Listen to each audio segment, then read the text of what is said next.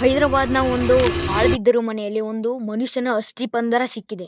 ಅದ್ರ ಪಕ್ಕದಲ್ಲಿ ಒಂದು ನೋಕಿಯಾ ಫೋನ್ ಸಹ ಸಿಕ್ತು. ಅಂಡ್ ಆ ನೋಕಿಯಾ ಫೋನ್ ಅಸ್ಥಿಪಂಜರದ ಬಗ್ಗೆ ರಹಸ್ಯವನ್ನು ಹೊರಗೆ ತಂದಿತು. ಈ ವಿಷಯ ಕೆಲವು ದಿನಗಳ ಹಿಂದೆ ಕೆಲವು ಮಕ್ಕಳು ಕ್ರಿಕೆಟ್ ಆಡ್ತಾ ಇರ್ಬೇಕಾದ್ರೆ ಅವರ ಬಾಲು ಪಕ್ಕದ ಮನೆಯಲ್ಲಿ ಹೋಗಿ ಬೀಳುತ್ತೆ. ಅಂಡ್ ಯಾವ ಒಂದು ಮನೆಯಲ್ಲಿ ಆ ಬಾಲ್ ಹೋಗಿತ್ತು ಅದು ಸುಮಾರು ವರ್ಷಗಳ ಹಿಂದೆ ಪಾಳು ಬಿದ್ದಿತ್ತು. ಆಗ ಒಬ್ಬ ಹುಡುಗ ಆ ಮನೆಯೊಳಗೆ ಹೋಗಿ ಬಾಲ್ ತಗೊಂಡ್ ಬರೋಣ ಅಂತ ಆ ಮನೆಗೆ ಹೋಗ್ತಾನೆ. ಅಂಡ್ ಆ ಹುಡುಗ ಮನೆಗೆ ಎಂಟರ್ ಆದ ತಕ್ಷಣ ತುಂಬಾ ಕೆಟ್ಟ ಸ್ಮೆಲ್ ಬರುತ್ತೆ. ಕೆಟ್ಟ ವಾಸನೆ ಇಗ್ನೋರ್ ಮಾಡಿ ಇನ್ನೂ ಒಳಗ್ ಹೋಗ್ತಾನೆ. ಅಂಡ್ ಅವನು ನೋಡ್ತಾನೆ ಒಂದು ಅಸ್ಥಿ ಪಂಜರ ನೆಲದಲ್ಲಿ ಬಿದ್ದಿರುತ್ತೆ. ಅಂಡ್ ಈ ವಿಷಯನ ಪೊಲೀಸ್ಗೆ ಇನ್ಫಾರ್ಮ್ ಮಾಡಲಾಗುತ್ತೆ.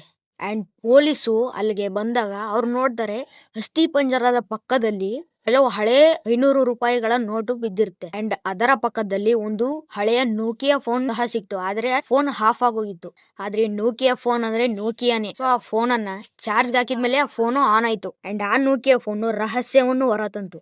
ಅಂಡ್ ಮೊದ್ಲು ನೋಡಿದ್ರು ಆ ಫೋನ್ ಅಲ್ಲಿ 2015ರಿಂದ 80 ಮಿಸ್ ಕಾಲ್ಸ್ ಬಂದಿವೆ. ಅಂಡ್ ಆ ಫೋನ್ ಅಲ್ಲಿ ಸ್ವಲ್ಪ ಕಾಂಟ್ಯಾಕ್ಟ್ಸ್ ನಂಬರ್ ಕೂಡ ಇತ್ತು.